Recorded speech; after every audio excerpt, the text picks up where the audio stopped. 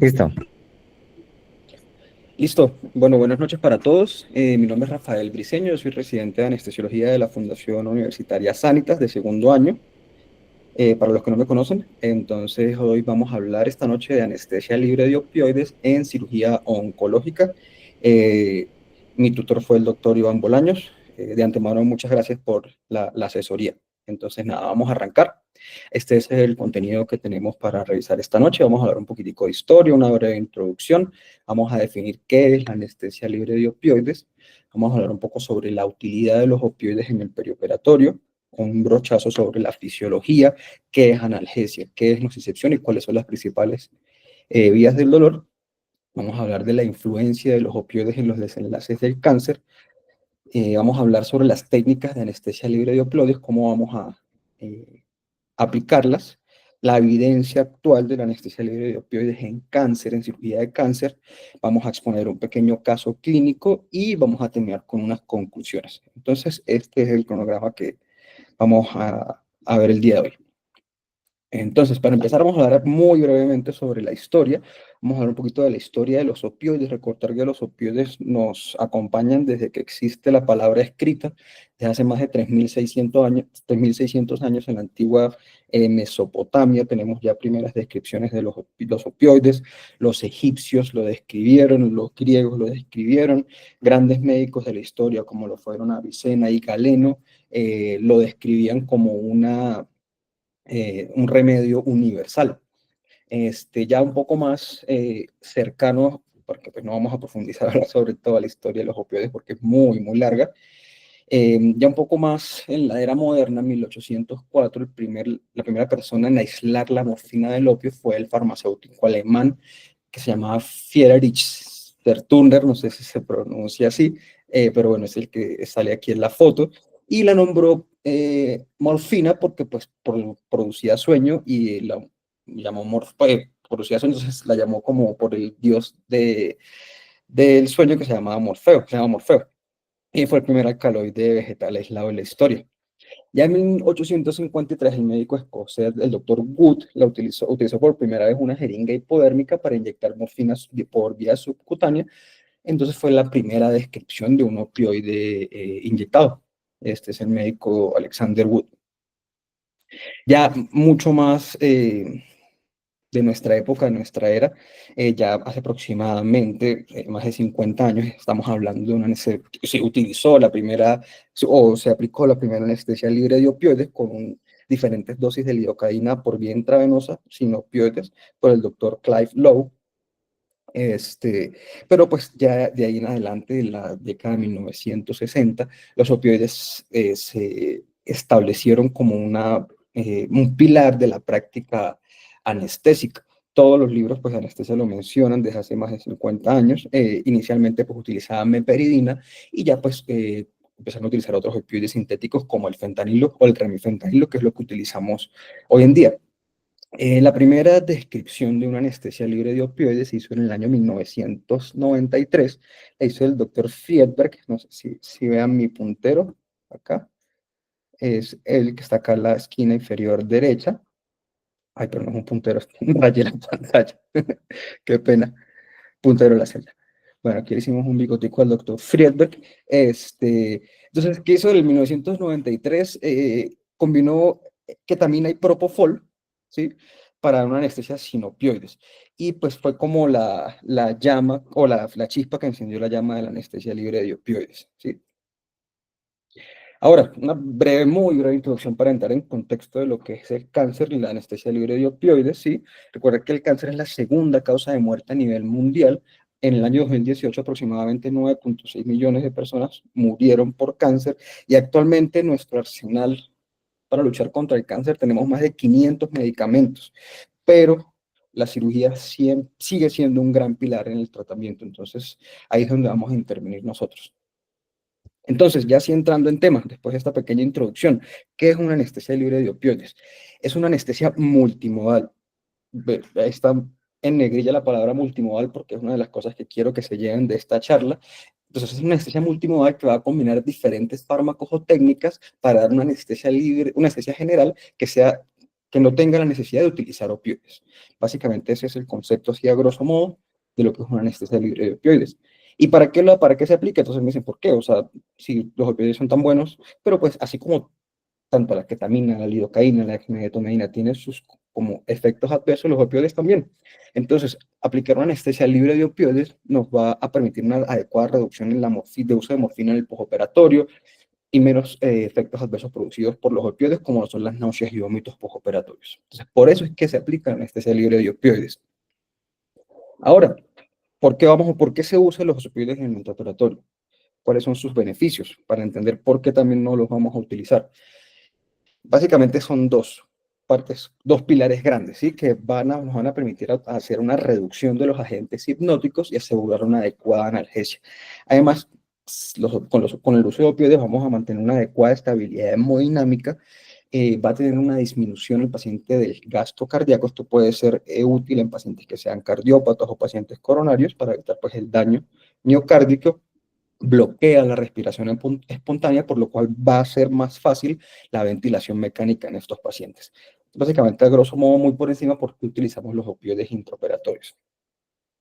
Continuando un poquito, vamos, esta parte es también muy, muy importante de la charla y quiero que quede esto muy claro, que es que la analgesia no es lo mismo que la antinocicepción. La analgesia es esa percepción o esa sensación consciente que genera un malestar ante un daño físico o no físico, ante una noxa.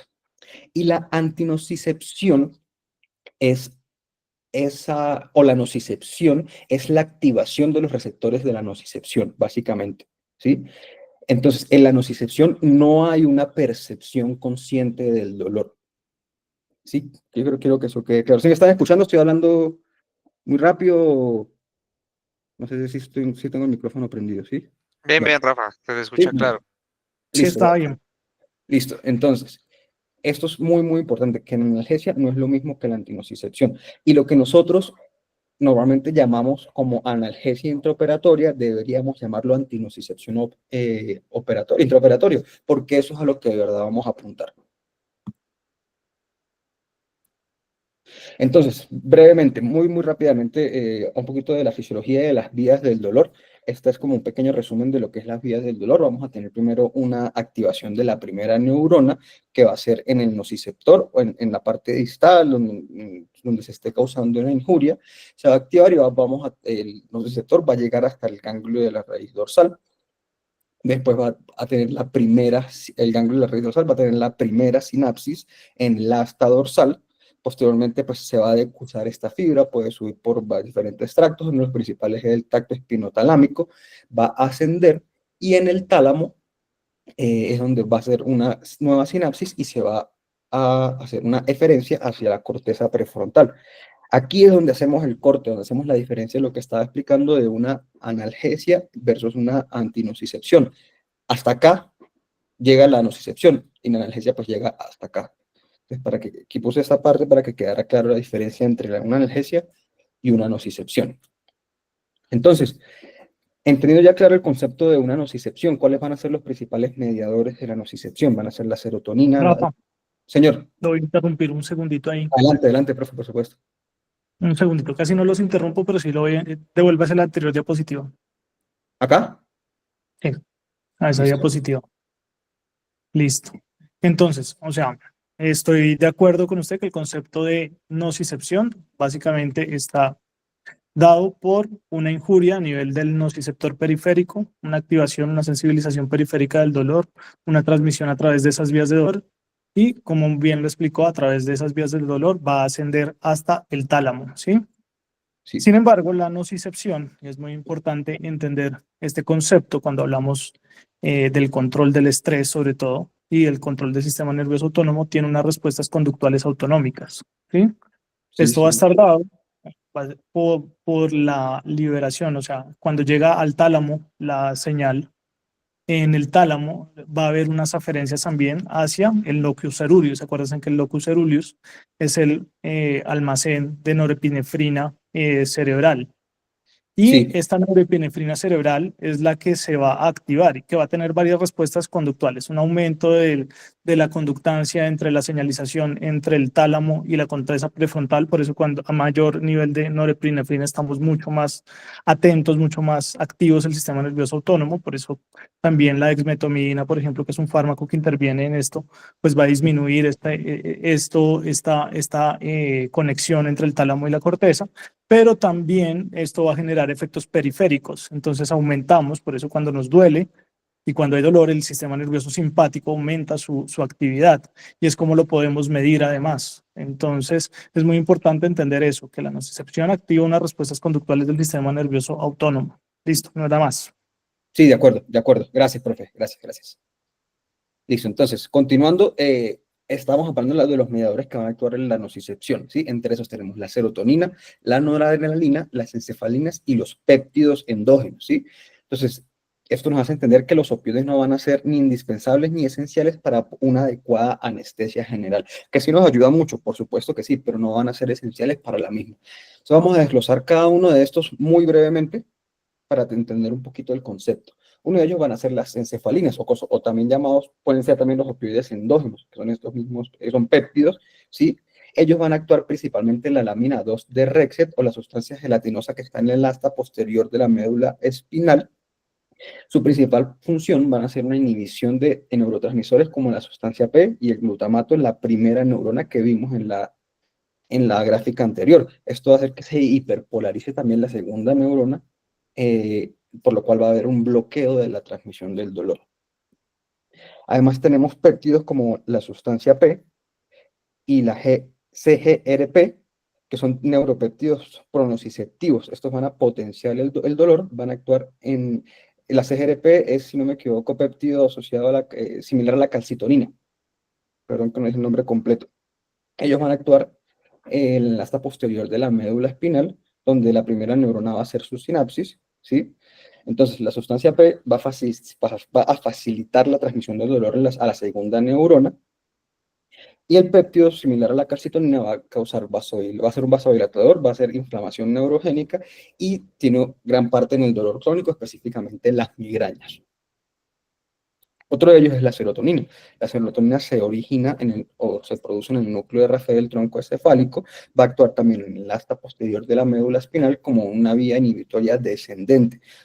Puede ser moduladora, también puede inhibir o facilitar el dolor, tienen como las dos acciones, pero su principal acción va a ser inhibitoria. Va a inhibir la transmisión nociceptiva a través de la liberación de encefalinas. El otro, como muy bien hablaba el doctor Bolaños, es la noradrenalina, la de última, ya se va a producir en el locus ceruleus, como dijo el doctor, del tronco encefálico, y así como la serotonina va a actuar en el asta posterior de la médula espinal, y su función va a ser básicamente inhibir la liberación de sustancia P y disminuir la excitabilidad, perdón, de la neurona de segundo orden. Y como vimos dos diapositivas atrás, la sustancia P es uno de los mediadores de la nocicepción, pero un mediador que va hacia la producción del efecto del dolor, ¿sí? Entonces, si se inhibe la sustancia P, pues vamos a tener una disminución de la excitabilidad y esto pues, se traduce en menos dolor. Además que también, como muy bien explicó el doctor Bolaños, cuando tenemos mayor noradrenalina, pues va a tener sus efectos periféricos en la activación del sistema nervioso simpático, pues todo lo que vamos a conocer, que puede ser medido también, que pues, va a producir, que nos puede como dar, objetivizar la nocicepción en el paciente en un intraoperatorio. Entonces, ¿por qué debemos reducir o evitar los opioides en el intraoperatorio? Ya vimos por qué son buenos, por qué pues, han sido utilizados durante toda la historia de la medicina y gran parte de la historia de la anestesia. Pero ¿por qué reducirlos o por qué evitarlos en el intraoperatorio? Entonces, como vimos, tienen cosas muy buenas, tienen un adecuado control del dolor, va a ser eficaz en casi todos los casos, la verdad, la mayoría de los casos van a ser muy buenos los opioides, van a tener buena estabilidad hemodinámica, van a ayudar a la ventilación mecánica del paciente, pero también tiene otros contras, no es perfecto como ningún medicamento, van a ser menos eficaces cuando el paciente está en movimiento y recordemos que en un paciente, bueno, no solamente en un paciente oncológico, en todo paciente queremos que en pacientes de ortopedia en general, que pues tengan una adecuada movilidad después de la cirugía para evitar complicaciones, para evitar hilio, para evitar trombosis venosa profunda. Entonces, pues los opioides van a ser menos eficaces cuando el paciente está en movimiento. Además, van a producir efectos secundarios incapacitantes como retención urinaria, náuseas y vómitos postoperatorios, y puede tener pues, hipoventilación postoperatoria, en lo cual puede prolongarnos los tiempos de extubación y mayor tiempo en unidad de cuidados posanestésicos. Esto va a ser particularmente importante en ciertos grupos de pacientes que más adelante vamos a mencionar. Entonces, también otros de sus efectos no deseables de los opioides que pueden producir una hiperalgesia paradójica, pueden producir una inmunomodulación negativa, que ya vamos a profundizar un poquitico más en esta parte, y todavía no hay suficiente evidencia, pero algunos autores mencionan que pueden producir neurotoxicidad. Otra parte importante es que por qué debemos disminuir el uso de opioides. Como muy bien es conocido, en los Estados Unidos hay una crisis de los opioides, ¿sí? Aproximadamente fallecieron 60.000 personas en el año 2017. Lo menciono solo en una diapositiva para saber que existe. Acá en Colombia los datos que conseguí es que solamente se han reportado 30 muertes desde el año 2013 en el año 2023. Entonces me pueden decir, o sea, 30 muertes con respecto a 60.000 muertes, pues acá no tenemos ese gran problema. Pero si leemos un poquitico más las letras pequeñas, de esas 30 muertes, 16 ocurrieron entre el año 2021 y entre el año 2023. O sea, el 53.3% de total de las muertes ocurrieron en los últimos 4 años. O sea, ¿qué significa eso? ¿Qué se traduce eso? Que pues, es un problema que viene en aumento. Tenemos el riesgo de poder tener una crisis de opioides acá en Colombia. Entonces, continuando, ¿por qué deberíamos evitar los opioides en la enfermedad oncológica? Vamos a ver un poquitico cómo se relacionan los opioides y la progresión de la enfermedad oncológica en pacientes que van para cirugía oncológica. Voy a ver un poquitico sobre la proliferación y la apoptosis, ¿sí? Los opioides van a actuar en las células malignas, o sea, actúan en prácticamente todas las células de del cuerpo porque pues, tienen receptores para opioides, ¿sí? Pero pues esto va a ser variable dependiendo del tipo de célula y específicamente el tipo de célula cancerígena va a variar, ¿sí? En algunos modula la proliferación y en otros la apoptosis. Un ejemplo que mostraron los artículos que revisé es que, si no me equivoco, en célula microcítica pulmonar aumentaba la proliferación, pero en cánceres hepáticos promovía la apoptosis. Entonces, los estudios pues son un poquito como inconsistentes, ¿sí? En los estudios hay diferentes concentraciones evaluadas, diferentes tipos celulares utilizados. Entonces, pues sobre la proliferación y la apoptosis todavía no es muy clara la evidencia, y la gran mayoría de los estudios que hay son estudios muy pequeños y en ratas. Entonces, pues ahí como que sí, como que con respecto a la invasión y la migración y las metástasis, es un efecto más o menos dual, ¿sí? La morfina pues tiene un efecto dual, pero recordemos que va a aumentar fisiológicamente hablando. Un paréntesis, todo esto que les estoy comentando, prácticamente todos los estudios son en estudios fisiológicos o en estudios in vitro o en animales, ¿sí? Es una evidencia, la calidad de la evidencia pues es como que sí, como que no. Entonces, quiero que esa salvedad, ¿sí?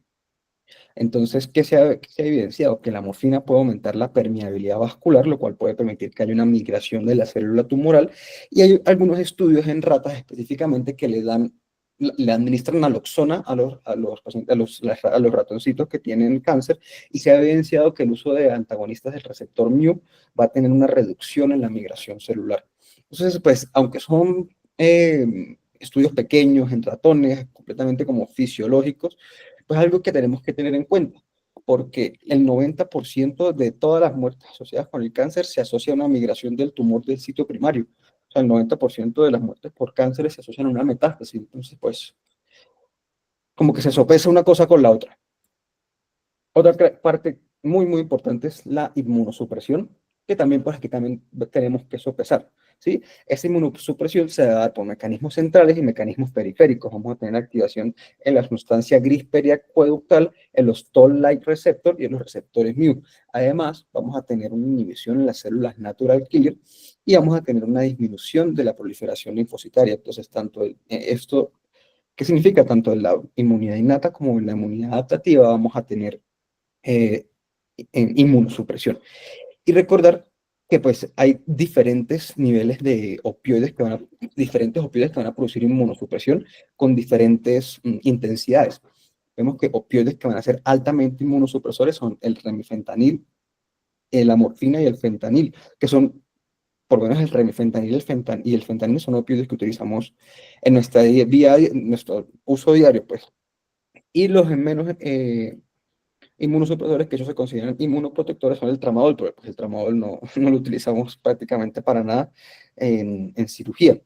Entonces, ¿por qué les decía al inicio de esta diapositiva que tenemos que tener como una balanza entre el uso de opioides? Porque recordemos que el dolor también es inmunosupresor. No podemos, o sea, no es como aceptable que tengamos un paciente en un postoperatorio, en una cirugía oncológica en recuperación, que esté con dolor.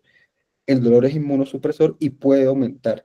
Eso sí, hay mucha literatura con muy buenas calidades de evidencia en que no podemos permitir que los pacientes oncológicos tengan dolor, porque pues, es inmunosupresor. Entonces aquí es donde debemos hacer la balanza. Entonces, esta es como la vía, como el círculo vicioso, ¿sí? O la vía que vamos a tener con respecto a la inmunosupresión y los opioides. Un paciente pues, que inicialmente ya llega con una malignidad avanzada, va a tener un tumor que va a ser bastante agresivo, va a tener un peor estado basal, menor reserva metabólica. Entonces, si tiene una malignidad avanzada, va a tener una mayor complejidad quirúrgica, van a ser procedimientos más prolongados, por lo cual van a requerir mayor uso de opioides, mayor inmunosupresión, mayor estrés quirúrgico, más complicaciones postoperatorias y más dolor. Todo esto nos va a llevar a que haya un mayor riesgo de recurrencia de cáncer. Entonces no es que solamente yo le di los opioides y porque los opioides hizo inmunosupresión y por eso se murió de cáncer, hizo metástasis. No, sabemos que es algo que es multifactorial y que pues muchos factores van a actuar acá. Entonces ya entendiendo por qué debemos evitar o no evitar, reducir lo más que podamos los opioides en el intraoperatorio, bueno, en el perioperatorio, mejor dicho, ¿cómo vamos a aplicar una anestesia libre de opioides? Entonces vamos a tener primero como una pequeña introducción, como para entrar en contexto, y recordar pues que la anestesia libre de opioides siempre, ha coexistido siempre con el uso de opioides. No necesariamente, como vamos a ver más adelante, una cosa va por un lado y otra va por la otra. Se pueden coexistir y podemos aplicar ambas, ¿sí? Nuevamente, analgesia multimodal, lo vuelvo a poner aquí en negrito, esto es de las cosas más importantes que quiero que nos llevemos, es que pues, la analgesia multimodal siempre ha mostrado una reducción de los opioides tanto antes como después de la cirugía. En varios metaanálisis de anestesia libre de opioides, no tanto específicamente en pacientes oncológicos, pero pues hay buenos metaanálisis que han demostrado que reducen las náuseas y vómitos con un potencial pero limitado control del dolor. No se compromete mucho a decir que de verdad tiene un buen impacto en el dolor, pero pues sí hay una evidencia de una buena disminución de las náuseas y vómitos postoperatorios. Además, una parte también clave que es que puede contribuir a un enfoque más centrado en el paciente. Esto como que hacia donde va la medicina actualmente, que es la medicina de precisión, tratar como de siempre personalizar nuestros tratamientos, personalizar nuestros esquemas para tener mejor éxito en nuestras cirugías. Y además, pues que hay varios protocolos, hay muchas estrategias para aplicar una anestesia libre de opioides.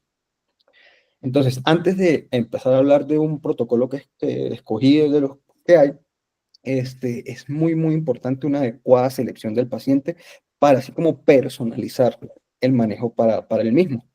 ¿Sí? Recordar que la anestesia libre de opioides es adecuada para todas las cirugías y procedimientos. Para cualquiera podemos pensar en hacer una anestesia libre de opioides en cualquier tipo de cirugía, ¿sí? Pero hay unos pacientes que van a ser más susceptibles y que pueden tener complicaciones, mayor riesgo de complicaciones relacionadas al uso de opioides.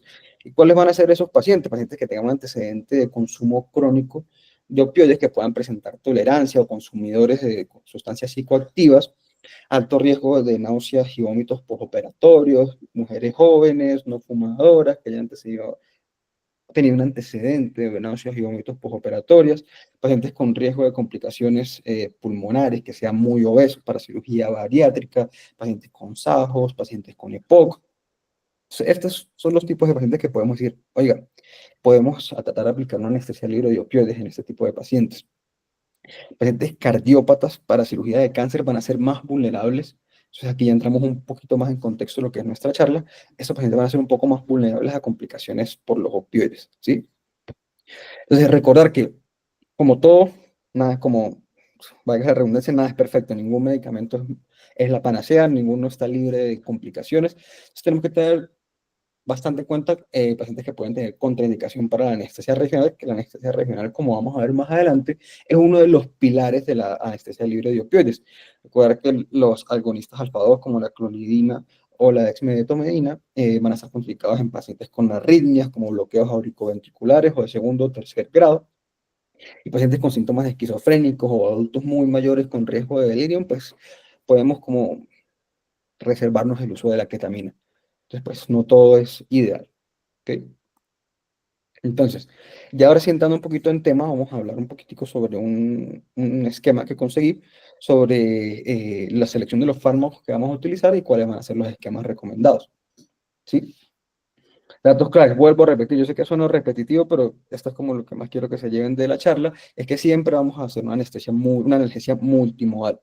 Usar técnicas ahorradora de opioides, por lo menos dos, siempre dice la literatura, tratar de utilizar dos técnicas que no sean basadas en opioides, perdón, para prevenir el dolor en los pacientes. Siempre incentivar el uso de anestesia regional o anestesia local y en el contexto que vayamos a dar una anestesia general, el uso de bloqueadores neuromusculares va a estar recomendado. Entonces, este es como el artículo donde me basé para sacar los protocolos, ¿sí? Es más o menos reciente, de abril del año pasado, hace exactamente un año. Entonces, ya entrando un poquito, esto es lo que ellos recomiendan. Para procedimientos menores como lesiones de cutáneas, un drenaje de absceso mamario, ellos recomiendan siempre analgesia locorregional si es apropiada y pueden, además de la analgesia regional, pueden dar solamente sulfato de magnesio. ¿Y cómo lo van a dar? 30-50 miligramos por kilogramo para la inducción y 10 miligramos kilogramo hora para el mantenimiento. Siempre recordar que el sulfato de magnesio pues, puede dar bradicardia, hipotensión en dosis altas y también puede causar toxicidad. Entonces siempre estar pendiente como de los reflejos, de la parte neurológica del paciente, pero pues este es uno de los esquemas recomendados para procedimientos muy sencillos como lesiones cutáneas y drenaje de abscesos mamarios. Ya para procedimientos intermedios, como esos son los que ellos refieren en su artículo, pero en su esquema. Entonces, para ellos, ¿qué son procedimientos intermedios? Un preparo de una hernia inguinal, una resección de varices en miembros inferiores, una amigdalectomía, una artroscopia de rodilla. ¿Qué recomiendan ellas? Siempre, siempre, en todos van a haber analgesia rocorregional, siempre. Además, ellos además recomiendan ketamina para la inducción 0.5 miligramos kilogramo y un mantenimiento de 0.25 miligramos kilogramo hora. ¿Sí? Recordar pues las contraindicaciones para la ketamina, pacientes que estén hipertensos o en el contexto de una materna, una paciente con eclampsia, una enfermedad cardíaca severa o un paciente con una CB que pueda tener pues alto riesgo de neurotoxicidad. Entonces, esta es la recomendación para procedimientos intermedios. Ya para procedimientos medios a mayores, ¿sí? Que vayan a tener un dolor severo a moderado, ¿sí? Entonces ellos recomiendan siempre, nuevamente, repetitivo, analgesia regional. Ellos recomiendan igual ketamina para la inducción, 0.5 miligramos kilogramo hora, y dexmedetomidina 0.2 a 0.8 microgramos kilogramo hora para la inducción. No me quedó acá el mantenimiento, pero bueno, en la ketamina era 0.25 miligramos kilogramo hora para el mantenimiento y la dexmedetomidina 0.15 a 0.2 microgramos kilogramo hora para el mantenimiento. Entonces, ¿qué consideran ellos procedimientos medios a mayores? Una histerectomía abdominal total, una prostatectomía radical, cirugías lumbares, un reemplazo de alguna articulación, cualquier tipo de laparotomía o toracotomía. Entonces, esto pues, es el esquema para ya procedimientos medios a mayores. Esa es otra opción para procedimientos mayores que también van a tener dolor severo a moderado en el postoperatorio. Y esto específicamente lo recomiendan, no lo he visto que se aplique, pero son para procedimientos ya mayores que recomiendan que pacientes van a quedar hospitalizados, ¿sí? Que recomiendan, es lo mismo que habíamos hablado, la misma que repetitivo, analgesia locorregional, ketamina, a la misma dosis y clonidina en vez de la dexmedetomidina porque pues tiene una vida media más larga, aproximadamente 8 horas, en comparación con la dexmedetomidina que puede ser de 2 horas. Entonces, ellos más que todo lo dicen para pacientes que van a estar hospitalizados, que no tienen como afán de darle salida. Una alternativa a la dexmedetomidina puede ser la clonidina. Nuevamente, procedimientos que ellos consideren mayores, histerectomías, reemplazos articulares, laparotomía o toracotomía, prostatectomía o cirugías lumbares. Para ellos eso es un procedimiento mayor. Entonces, ese es el esquema que les traía para hoy sobre cómo aplicar una anestesia libre de opioides, pero pues lo importante que quiero que se lleven de esto es que no solamente, no necesariamente tiene que ser como adherido a estos esquemas, sino que siempre tener dos opciones de analgesia diferentes a los opioides y priorizar siempre la analgesia regional. Ahora, iniciamos el caso, ¿sí? ¿Qué Rafa, consideraciones? ¿Aló? ¿Sí? Rafa, espérame un segundito. Sí. Adicional a eso, pues Ática al final les cuento algunos esquemas que se pueden utilizar, Ática no cuenta el caso, pero adicional a lo que acaba de mencionar, igual en la literatura pueden conseguir muchos esquemas de analgesia, de anestesia multimodal, tanto de multimodal como de OFA, pero sí es muy importante hacer énfasis en que si estamos utilizando OFA o una multimodal con una dosis de un opioide muy baja o remifentanilo en dosis muy baja, debemos garantizar la relajación neuromuscular. ¿Listo? Porque si no vamos a tener problemas con la ventilación mecánica. El paciente se va a desacoplar en algún momento. Entonces, monitorizar la relajación neuromuscular y pues colocarlo en plano quirúrgico con el monitor de la relajación neuromuscular es un objetivo en anestesia multimodal en dosis bajas de opioides o en OFA. ¿Sí? ¿Por qué? Porque pues el paciente va a salir de su apnea porque no tenemos opioide básicamente. Entonces eso es algo que tienen que tener muy en cuenta cuando vamos a aplicar estos esquemas. Listo, perfecto. Gracias, profe.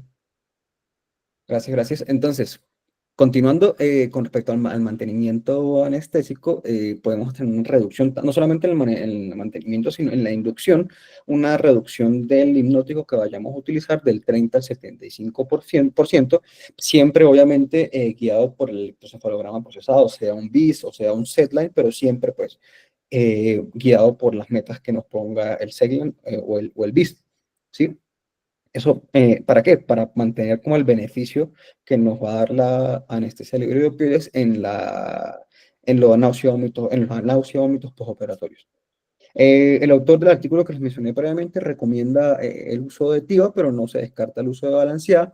Y si vamos a utilizar ketamina y tenemos un electrocefalograma procesado, podemos aumentar el umbral anestésico un 10%. Podemos tener bis de 66% mientras tengamos la infusión. O sea, si tenemos un bis y tenemos un número de 66, podemos tener una adecuada analgesia y una adecuada anestesia. No nos asustemos un poquito más porque pues ya sabemos que la ketamina pues va a aumentar un poco ese umbral. Rafa, yo ahí le Entonces, complementaría más bien en que debemos evaluar el espectrograma, ¿sí?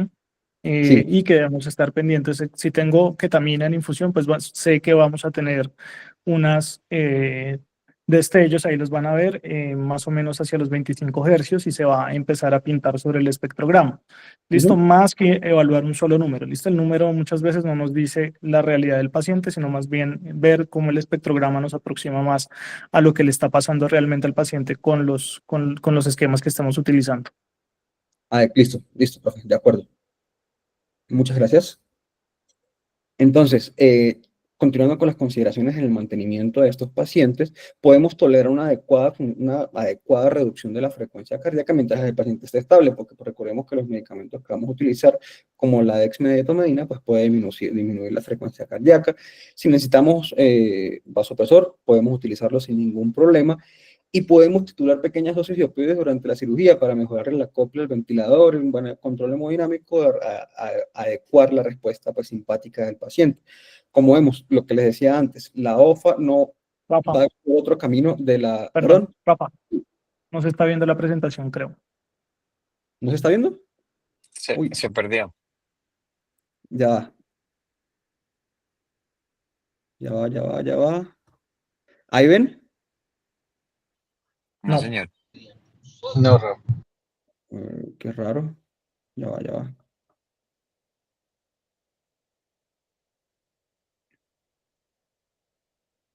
¿Se dejó de compartir? ¿Ahí ven? Sí, ahí ya. Ya. Ay, qué pena. Ahora sí ven la presentación, ¿sí? Sí. Sí, ahí apareció. Ya, a ver.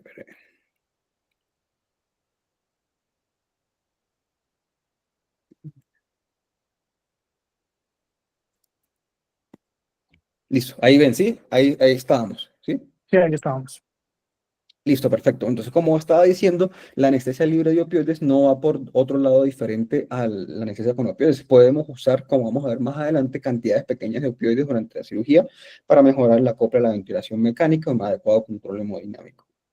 Como muy bien dijo el doctor Bolaños, el uso de los bloqueadores neuromusculares es clave. Tenemos que tener una adecuada monitoría del bloqueo neuromuscular, ¿sí? Para tener un adecuado acople a la ventilación y para una como adecuado despertar del paciente y pues que no se nos demore en despertar, pues los autores de este artículo recomiendan detener la infusión de dexmedetomidina y ketamina aproximadamente 30-60 minutos antes de que se acabe la cirugía. Ahora, terminó la cirugía, todo salió muy bien, pero el paciente en recuperación presenta dolor. ¿Qué vamos a hacer? Nuevamente, opción de anestesia regional o local. Podemos dar paracetamol o ibuprofeno y podemos utilizar opioides si el dolor es muy fuerte. Ya en segunda línea podemos dar ketamina, específicamente si es un dolor neuropático o resistente a los opioides. Y ya de tercera línea podemos dar pregabalina o gabapentina. Podemos pedir interconsulta de dolor. Vemos que otras técnicas podemos tomar, ¿sí? Podemos dar antiemético o clonidina, pero pues básicamente no necesariamente siempre es dolor en recupera hidromorfona .4, no, podemos utilizar em, otras medidas para el dolor. Yo he visto por lo menos en mi muy corta experiencia como residente en Reina Sofía, algunos profes en recupera usan ketamina como analgésico y les va muy bien. Les va muy bien, dosis de 5 a 10 miligramos. He visto que los pacientes, la verdad, les va muy bien como analgésico. Entonces, ¿qué dice la literatura actual sobre el uso de anestesia libre de opioides en cirugía oncológica? La verdad, no dice mucho, les hago ahí el spoiler. Conseguí fue este meta-análisis, pero no esta revisión sistemática porque no dieron los artículos para hacer el meta-análisis. Es una revisión relativamente reciente del año 2023, una revisión sistemática sobre los desenlaces en pacientes con cáncer, utilizando la anestesia libre de opioides. ¿Cuáles fueron los principales objetivos? ¿Sí? Ver los resultados postoperatorios de una anestesia libre de opioides en comparación con una anestesia basada en opioides. Entonces querían ver qué tantas náuseas y vómitos postoperatorios tenían, qué tanto dolor, consumo de morfina postoperatorio y la supervivencia. ¿Sí? Entonces fue una revisión sistemática, según las guías Prisma, se buscó en Cochrane, en Embase, en Medlines, hasta marzo de 2022, y los criterios de inclusión eran ensayos clínicos aleatorizados que en adultos que tuvieran 18 a 65 años, que iban a ser llevados a cirugía oncológica, y que compararan la anestesia libre de opioides con la anestesia basada en opioides. Entonces, como les había dicho previamente, no fue posible realizar un metaanálisis porque pues había mucha escasez de datos. Entonces, como pueden ver, solamente de varios estudios incluidos, solamente salieron dos, que fueron estos dos, uno del 2016 y uno del 2021. El primero fueron pacientes femeninas que iban a ser llevadas a cirugía de cáncer de seno. Se comparó la anestesia libre de opioides con la anestesia basada en opioides, con ketamina, lidocaína y clonidina en la anestesia libre de opioides y una anestesia pues basada en opioides. ¿Y qué querían ver ellos? El confort y la analgesia en el paciente y el consumo de opioides en las primeras 24 horas. Según los resultados, se evidenció que sí produce una mejor satisfacción y mejor analgesia en las últimas 24 horas, pero esto es pues como una evidencia pues estadística más no clínica, no tenía una relevancia clínica. Y otro estudio más reciente del año 2021 fue en adultos mayores, en hombres, perdón, que iban a ser llevados a prostatectomías por cáncer. Se comparó anestesia libre de opioides y anestesia general basada en opioides, y no hubo no hubo diferencia en el consumo de morfina en la unidad de cuidados postoperatorios, no hubo diferencia en el uso de AINES, no hubo diferencia en el tiempo. Entonces, pues la evidencia todavía es muy corta, nos quedamos muy cortos y pues es como la recomendación es como seguir investigando, ¿sí? Como muy bien decía el artículo anterior, hay un importante vacío en la literatura, específicamente en cirugía oncológica. Hay como una evidencia teórica, teóricamente podríamos reducir los efectos secundarios como las náuseas y vómitos postoperatorios y mejorar como la satisfacción en la recuperación, pero pues no hay suficiente evidencia para pacientes oncológicos. No se puede confirmar ni rechazar si hay superioridad o no con respecto a la anestesia basada en opioides. Entonces, requeremos como más estudios, ¿sí? Específicamente que si tienen mayor recurrencia tumoral, si van a vivir no se mueren más y la calidad de vida después de esto. Entonces, ya para ir cerrando, queríamos mostrarle un caso clínico que montamos con el doctor Bolaños. Este es el récord. De antemano me disculpa la letra. Créame que me esforcé para hacerla bonita. Esta es de las mejores letras que he hecho. Entonces, como pueden ver, el remifentanil... no sé, no estoy mostrando mi puntero ya. Como pueden ver, el paciente tuvo remifentanil en la inducción a 5, pero estaba por TCI, el sitio efecto, y después a 1, casi que 2 horas después. Y después a 1.5 hasta que se cerró. Lo teníamos con lidocaína, infusión de lidocaína, de dexmedetomidina, de sulfato de magnesio. Y pues la Nora, que la necesitó, estaba con monitoría invasiva, teníamos BPP, usamos el ANI. El paciente estuvo estable, hemodinámicamente, como pueden ver, estuvo muy, muy estable durante toda la cirugía. Y este es un pequeño video. ¿Sí se ve? Sí. Y este es un video, ahí está el ANI. No lo puedo pausar. Ya va. Entonces, como vemos, el paciente estaba con ANI. Ay, qué pena.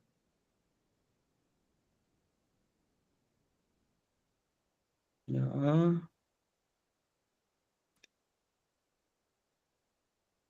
No.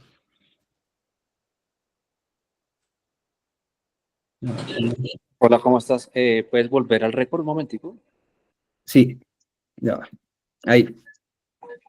Me llama la atención que pusieron espinal, ¿cierto? Tan, tan, tan, tan. Sí, dimos sí, como decía, es siempre, bueno, qué pena, no les puso en contexto del caso, en una paciente, una Sí, yo creo señora. que Rafa, mejor cuéntenos bien el caso, qué caso era, qué paciente era, qué le hicimos, cuál fue la técnica anestésica desde el Sí, sí, sí, principio. bueno, sí, me fui muy, muy rápido, qué pena. Entonces era una paciente de 54 años, si no me equivoco, sin antecedentes de importancia, con un antecedente de un CA de recto que iba para una resección de tumor de recto vía anterior, ¿sí? Entonces se le dio primero una monitoría básica, se le dio una anestesia espinal, como pues habíamos mencionado previamente, uno de los pilares de la anestesia libre de opioides es una técnica locorregional. Después le dimos el récord no está completo porque pues el momento de la foto no había terminado la cirugía. Era el momento donde íbamos en ese momento, pero más adelante pues se terminó cerrando ese récord.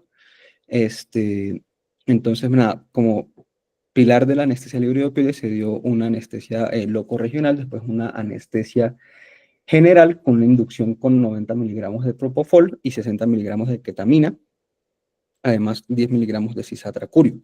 Esa fue la inducción.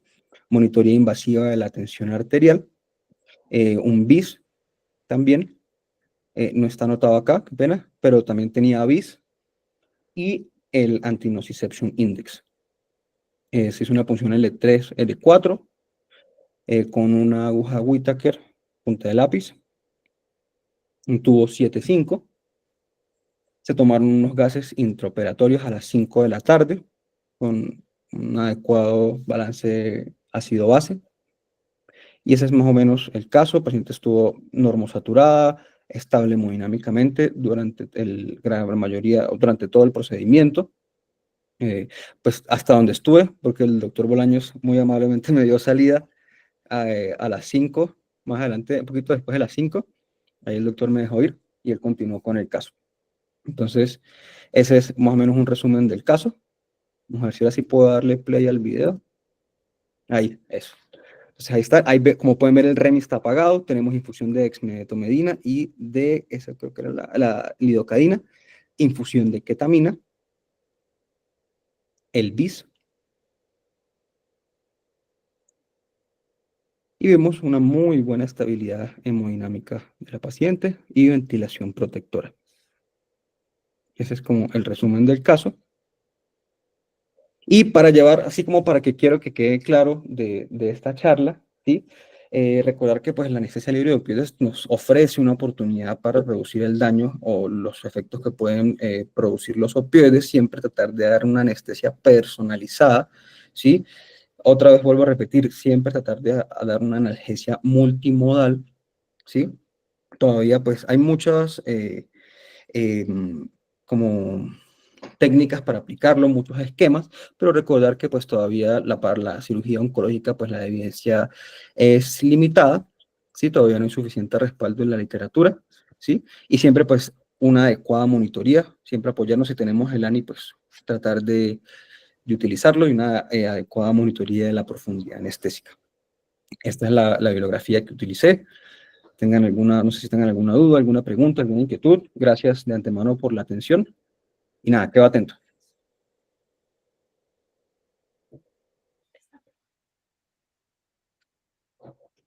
Listo, Rafa. Muchas gracias por la charla.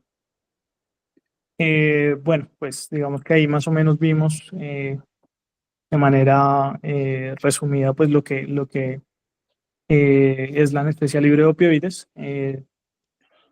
Pues les quería hacer unas reflexiones, pero pues primero enfatizar mucho en que esto no es una técnica pues que la vayamos a usar de manera convencional. Tampoco quiere decir que dejemos de utilizar las técnicas que habitualmente hemos utilizado y que esto vaya a ser en el futuro la anestesia del futuro. O sea, como bien dijo Rafa, existe mucha evidencia científica que todavía no lo soporta, entonces no lo podemos adoptar como esto. Que sí le encuentro valor a este tipo de aproximaciones de la anestesia es que de pronto tenemos una aproximación mucho más fisiológica al paciente, también como lo decía Rafa, a una personalización de la anestesia, interviniendo en diferentes vías, en diferentes puntos de la generación del de el dolor, sobre todo en los términos de la anestesia multimodal y de la conciencia también. ¿Listo? Adicionar, aparte de lo que dijo Rafa, también cuando utilizamos esquemas multimodales, lo que hacemos es disminuir la dosis del hipnótico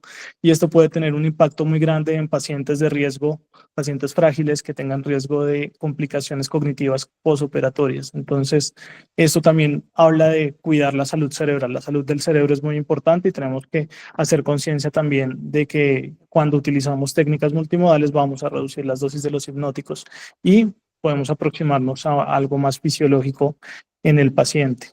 Entonces eso, la reflexión es, pues miren cómo ha evolucionado la anestesia. La anestesia empezamos en 1846 con la primera demostración de la anestesia y empezamos simplemente con el éter y se demostró que el éter era exitoso para una cirugía de cuello en la Universidad de Harvard y desde ahí empezamos a adoptar y ha habido una evolución gigantesca de la anestesia.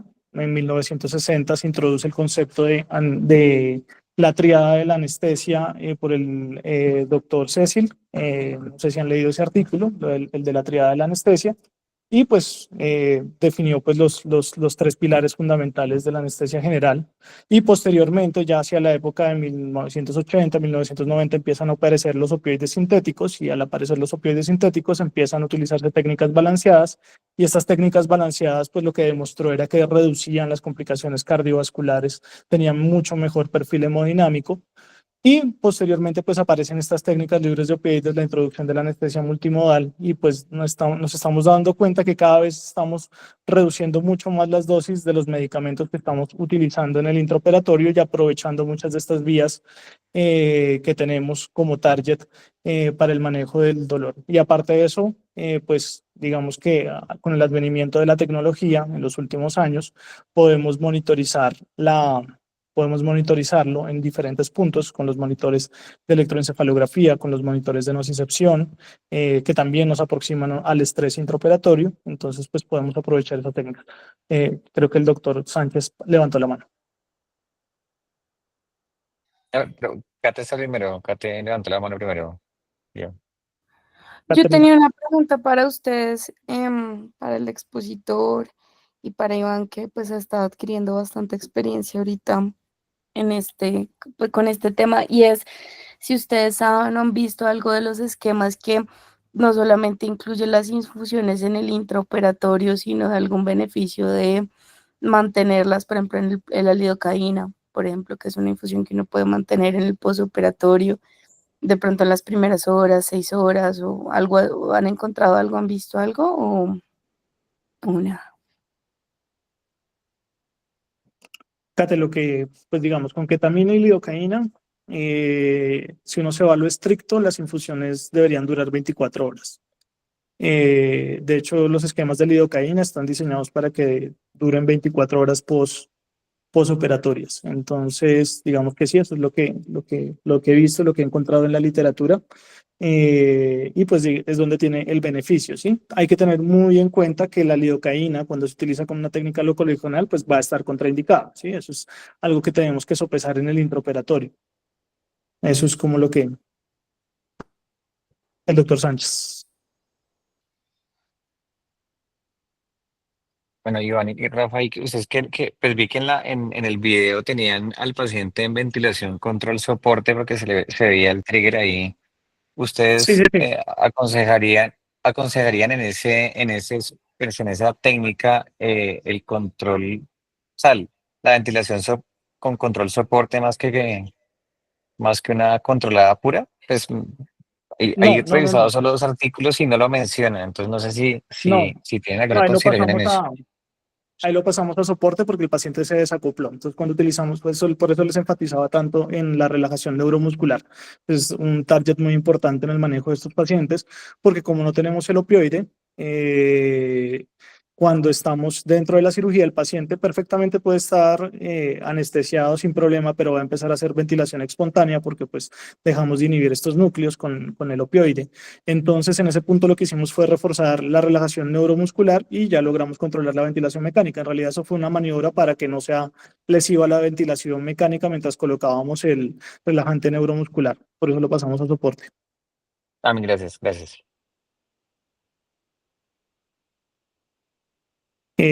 Bueno, entonces, de esquemas multimodales van a encontrar muchos en la literatura. Pero pues les puedo contar más o menos qué es lo que he estado haciendo, la experiencia, como dice Kate, que he estado ganando, que en realidad es reciente, que me ha interesado este tema. Por ejemplo, entonces, si lo pensamos desde el punto de vista fisiológico, ¿sí? Cómo uno o cómo me ha ido bien, porque esto ya es basado en mi experiencia, es, por ejemplo, nosotros ingresamos al paciente y le colocamos una infusión de dexmedetomidina y sulfato de magnesio, podrían utilizar estos dos. ¿Qué hacemos con esos fármacos? Siempre pensar en cuál es el objetivo del fármaco. Vamos a relajar el tono simpático, ¿sí? Entonces le vamos a dar mucho mejor confort al paciente y vamos a darle un mejor tono parasimpático a ese paciente para responder al estímulo inicial, que va a ser la laringoscopia, y ese momento pues estresante para el paciente. Entonces, si pueden iniciar la infusión de dexmedetomidina, que bajo nuestro contexto es difícil, la pueden iniciar desde antes. Idealmente, más o menos uno tiene objetivos hacia los 7 a 10 minutos con infusiones de ni siquiera tan altas, hasta 0.5, están en microgramos kilo hora, o si están en un esquema de DIC 0.2 o Hannibal también 0.2, si lo permite la máquina de TSI. Entonces, eso relaja el tono simpático básicamente y nos prepara al paciente para la inducción anestésica. Para la inducción anestésica, pues vamos a colocar lidocaína, propofol, y en sinergismo con la dexmedetomidina, pues vamos a lograr dosis más bajas de propofol, porque como hablábamos, la lidocaína pues aumenta la conductancia entre el tálamo y la corteza, entonces lo logramos inhibir de alguna manera, y colocamos el propofol en dosis mucho más bajas para lograr ese nivel de inconsciencia, siempre monitorizados y apoyados con un electroencefalograma. Y adicionalmente, pues colocamos el rocuranio como relajante neuromuscular. Y en el intraoperatorio pueden utilizar múltiples esquemas. Lo que he utilizado pues ha sido dosis bajas de sevoflurane. Hemos llegado hasta 0.4 de sevoflurane MAC ahí en las máquinas. E infusiones de dexmetomidina, esas pueden estar, si están en PSI y tienen DIC como en la Colombia o Hannibal, en 0.2 y no he utilizado dosis más altas de 0.2 en el intraoperatorio o en microgramos kilominutos entre 0.2 y 0.3. Infusiones de magnesio que pueden estar entre 5 y 15 miligramos kilo hora. El magnesio, acuérdense, pues que nos va a ayudar mucho con la relajación del tono simpático y aparte de eso, pues con el dolor a nivel del receptor NMDA. Infusiones de ketamina 0.2. Siempre una técnica locorregional, eso es fundamental y básico, como lo dijo Rafa, en el intraoperatorio. Que se podría utilizar y siempre apoyarnos en las vías del dolor también periféricas. Hagan el intento y van a ver colocando un AINE, ¿sí? Al iniciar la cirugía, listo, puede ser el diclofenaco si no hay ninguna contraindicación, colocando la dexametasona que también nos va a ayudar con el bloqueo del ácido araquidónico, pues vamos a beneficiar muchas estas vías de dolor. Entonces, bloqueamos periféricamente, hacemos una modulación central del dolor y eso nos va a llevar a que el opioide pues vaya a ser el consumo mínimo o nada. Pues yo no he hecho OFA pura, no, la verdad no tengo experiencia con eso porque todavía no le tengo confianza a dosis tan altas de dexmetomidina. Pero pues sí he logrado dosis como en el caso que veíamos, pues apagar la dosis, el remifentanilo en el intraoperatorio por mucho tiempo. Y esto sí se ha desencadenado en lo que yo he visto, es que los pacientes salen con mucho más confort, en el posoperatorio requiere mucho menos opioide, porque pues básicamente hacemos lo que estaba diciendo Rafa. Reducimos los efectos secundarios del opioide, esa inmunomodulación a la baja que produce el opioide y la posible hiperalgesia que puede producir el opioide, y de alguna manera pues sí logramos reducir, o lo he visto, las dosis de los opioides en el posoperatorio. Pero más que esto es una invitación a que hagamos una anestesia mucho más centrada en el paciente. Esto no es para todo, esto no tiene sentido para mí en un paciente de 20 años que es deportista de alto rendimiento, que va para una cirugía de baja complejidad, porque es dispendiosa la técnica. Pero sí hay pacientes de alto riesgo, frágiles, que van a cirugías mayores, que de pronto puede valer la pena intentar o abrir la mente a estos nuevos esquemas de la anestesia para pues, lograr un mejor desenlace postoperatorio y sobre todo para el control del estrés. Si tienen oportunidad de entrar conmigo y tengo sensores de ANI, pues les muestro cómo se monitoriza eso. Pero eso es como lo más importante y lo más a resaltar de este tipo de técnicas. Es como una invitación a ver otras maneras de hacer anestesia y un abordaje un poco más centrado en el paciente, personalizado y contextualizado a la cirugía.